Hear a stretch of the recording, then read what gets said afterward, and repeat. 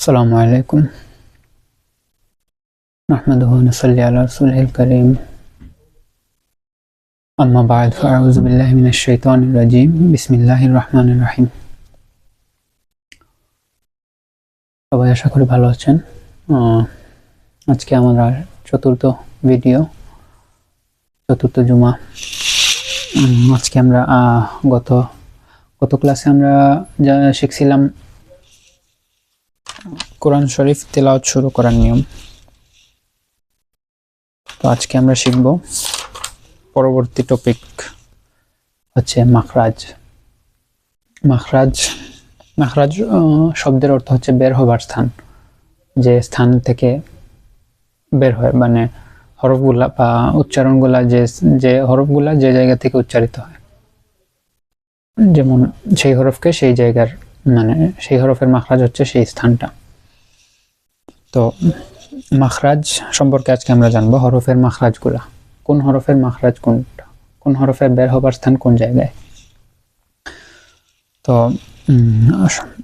মাখরাজ আমাদের হচ্ছে 17টি।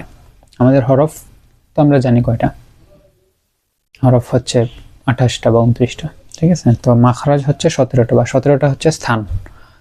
ওই 17টা স্থান হতে 29টা বা 28টা হরফ উচ্চারিত হয়, বা আরো আছে, মানে আমরা আসবো সামনে। তো এই 17টা মাখরাজ বা 17টা স্থানকে আবার 5টা ভাগে ভাগ করা হয়েছে, এগুলাকে মাকাম বলা হয়। মাকাম শব্দের অর্থ ঘর, মাকাম। তো আমরা সবাই জানি হজে যাই আমরা মাকামে ইব্রাহিম, একটা স্থান আছে ইব্রাহিমের ঘর বা এই টাইপের, তো ইব্রাহিম আলাইহিস সালাম। তো 17টা মাখরাজকে আমরা 5টি মাকামে ভাগ করি। তো 5টি মাকাম হচ্ছে জওফ, হলক, লিসান, শাফাতান এবং খাইশুম। জওফ মানে হচ্ছে মুখের ভিতরের খালি জায়গা, মুখের ভিতরের খালি জায়গাকে বলা হয় জওফ। হলক মানে হচ্ছে গলা, গলা অংশটাকে হলক বলা হয়। লিসান মানে হচ্ছে জিহ্বা, আমাদের পুরো জিহ্বাটাকে লিসান বলা হচ্ছে। শাফাতান অর্থ হচ্ছে 2 ঠোঁট। আর খাইশুম মানে হচ্ছে নাসিকামূল, নাকের ছিদ্র বা নাক। এই হচ্ছে 5টা স্থান বা 5টা মাকাম। 17টা মাখরাজকে 5টা মাকামে ভাগ করা হয়েছে। এখন এই 17টা মাখরাজকে এই 5টা মাকামে যদি আমরা ভাগ করি, তাইলে জওফে হচ্ছে মাখরাজ একটা, জওফ। আচ্ছা, এখন আমরা যদি এখানে লিখি মাখরাজ 17টি,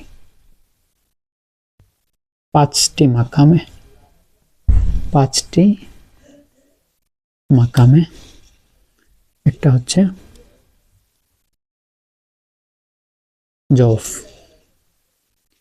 জওফে হচ্ছে মাখরাজ 17টার মধ্যে একটা। হরফ কয়টা? হরফ হচ্ছে 3টা। এরপরে হচ্ছে হলক মানে হচ্ছে গলা, এটা হচ্ছে আরেকটা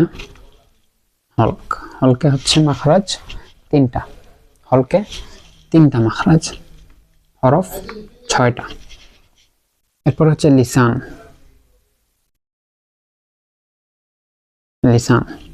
মানে হচ্ছে জিহ্বা, জিহ্বাতে হচ্ছে 10টা মাখরাজ। এখানে হচ্ছে সবচেয়ে বেশি মাখরাজ, বা এখান থেকে হচ্ছে সবচেয়ে বেশি হরফ উচ্চারিত হয়। এখানে 10টা স্থানে বা 10টা মাখরাজে হরফ হচ্ছে 18টা। এরপরে হচ্ছে শাফাতান,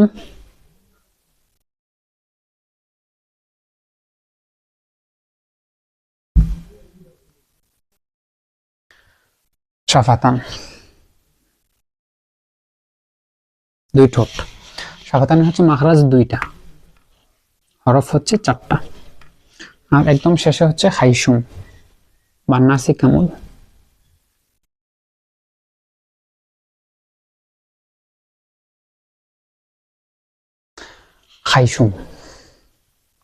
খাইশুমে হচ্ছে মাখরাজ একটাই, একটা মাখরাজ, কিন্তু এখানে কোনো হরফ নাই।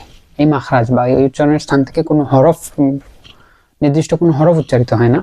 আমরা পরে আসবো এখান থেকে কি উচ্চারিত হয়। আমরা দেখি 17টা হিসাব মিলছে কিনা। এখানে 10টা, 11টা, 11 আর 3 14, 14 আর 2 16 আর 1 17, তাহলে 17টা মাখরাজের হিসাব আমরা পাইলাম। আচ্ছা, এখন আমরা জৌফে আসি। জৌফে আমরা বলছি মাখরাজ একটা, হরফ 3টা। কোন 3টা হরফ উচ্চারিত হচ্ছে জৌফ থেকে? আমরা বলছিলাম যখন আমরা হরফে পরিচিতি পড়ছিলাম তখন আমরা বলছিলাম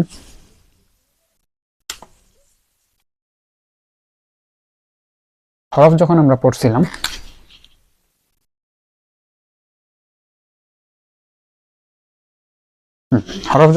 তখন বলছিলাম আমরা মদের হরফ 3টা বলছিলাম, যেগুলো শর্ত সাপেক্ষ।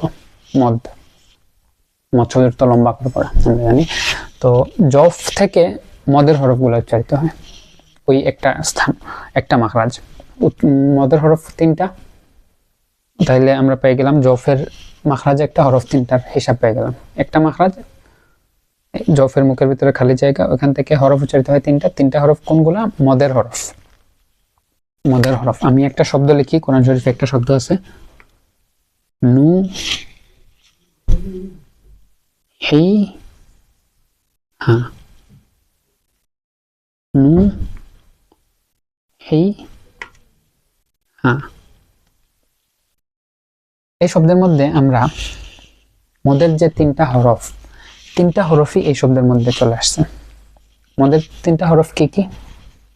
ওয়াও সাকিন, ডাইনে পেশ, ইয়া সাকিন, ডাইনে জের, আলিফ বা হামজা সাকিন, ডাইনে জবর। এই হচ্ছে মদের 3টা হরফ। এই 3টা হরফ জফ বা মুখের খালি জায়গা থেকে উচ্চারিত হয়। এই মাখরাজ, একটা মাখরাজে 3টা হরফ। এই উদাহরণের মধ্যে এই 3টা হরফে চলে আসছে। নু ফার্স্টে যদি আমরা দেখি নু হি হা, নুন পেশ নু ওয়াও সাকিন, তাহলে ওয়াও সাকিন ডাইনে পেশ বা আগের হরফে পেশ আসছে, এটা হচ্ছে একটা মদের হরফ।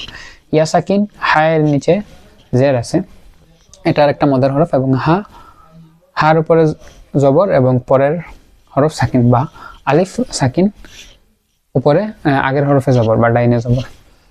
তো আমরা মদের হরফ পেয়ে গেলাম। তো এগুলো কিভাবে উচ্চারিত হচ্ছে? নু হি হা, প্রত্যেকটা হরফে কিন্তু উচ্চারিত হইল, বা প্রত্যেকটা মদের হরফ উচ্চারিত হইল মুখের খালি জায়গা থেকে। আলাদা কোনো অঙ্গভঙ্গি করা লাগে না আমাদের, শুধু মুখের খালি জায়গা থেকে আমরা হরফগুলো উচ্চারিত করি। নু হি হা। আমি আবার বলছি নু হি হা। তো মুখের খালি জায়গা থেকে 3টা হরফই উচ্চারিত হয়ে গেল। আচ্ছা, তো এগুলা হচ্ছে আমরা মদের হরফ। এগুলাতে আমরা মদের হরফে আমরা 1 আলিফ পরিমাণ বা 2 হরকত পরিমাণ লম্বা করে থাকি। এটা আমরা মদের হরফ যখন পড়বো তখন বলবো। এই গেল আমাদের জফ। এরপরে আমরা আসি হলকে। হলক মানে হচ্ছে গলা। আবার এখানে 3 ভাগে ভাগ করা হয়েছে গলাকে। হলকে বলা হয়েছিল মাখরাজ 3টি, হরফ 6টি।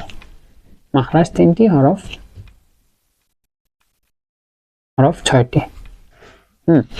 মাখরাজ 3টি কেন? হলকে 3 ভাগে ভাগ করা হয়েছে। গলার মুখ থেকে প্রথম যে গলার যে অংশটা আছে এটাকে বলা হচ্ছে শুরু, গলার শুরু, আদনায়ে হলক। কণ্ঠনালীর শেষ সীমা বলা হচ্ছে এদিকে। আদনায়ে হলক বলা হচ্ছে কণ্ঠনালীর উপরের অংশ। আদনায়ে হলক মুখ থেকেই প্রথমে যে অংশটা। এরপর বলা হচ্ছে ওয়াসাতে হলক। ওয়াসাত মানে হচ্ছে মধ্যভাগ, ওয়াসাত শব্দের অর্থ। ওয়াসাতে হলক মানে হচ্ছে কণ্ঠনালী বা গলার মধ্যভাগ। এবং আকসায়ে হলক, আকসা মানে হচ্ছে কণ্ঠনালীর শেষ সীমা বা মুখ থেকে সবচেয়ে দূরে যে অংশটা। তো গলাকে 3 ভাগে ভাগ করে 3টা মাখরাজ দেওয়া হচ্ছে, আর এই 3টা মাখরাজে 6টা হরফ। গলার প্রথম অংশতে দেওয়া হচ্ছে গাইন খা। আমরা যদি 3 ভাগে ভাগ করি, গলাতে প্রথমে দেয়া হচ্ছে খা, গাইন এবং খা। মাঝখানে দেয়া হচ্ছে হা এবং আইন। আমরা অনেকে বড় হা বলি, হা। দুইটা আছে হা এবং হা। তো বড় হা বলে আমরা যেটা বলি বা যেটার উচ্চারণ একটু ইন্টেন্স হয়, হ্যাঁ, ওইটা হচ্ছে ওয়াসাতে হলক বা মধ্যখানে। এবং আইন, আইন এবং হ্যাঁ, আমরা যদি সাথে আলিফ যুক্ত করে বলতে চাই, আ এবং আহ, আর এটা হচ্ছে আগ এবং আখ, এরকম। আর একদম শেষে হামজা এবং হা, ছোট হা, যেটাকে আমরা বলি অনেকে ছোট হা, এটা হচ্ছে গলার একদম শেষ ভাগ থেকে উচ্চারিত হয়। আ এবং আহ, আ এবং আহ। আর মধ্যভাগ থেকে আ এবং আহ। আর উপরের অংশ থেকে বা আদনায় হলক থেকে আখ এবং আগ। তাহলে তিনটা মাখরাজ গলাতে, তিন অংশ, আদনায় হল গলার উপরের অংশ, ওয়াসাতে হল গলার মধ্যভাগ, আকসায় হল গলার শেষ ভাগ। আকসায় হল থেকে কোন দুইটা হরফ আসে? হামজা এবং হা বা ছোট হা আমরা বলি অনেকে। মধ্যভাগ থেকে আসে হা, হা এবং আইন। আর গাইন এবং খা আসে উপরের ভাগ থেকে। আজকে তাহলে আমরা এতটুকুই জানলাম, পরবর্তীতে আমরা আরো মাখরাজ সম্পর্কে জানবো। ধন্যবাদ সবাইকে, আসসালামু আলাইকুম।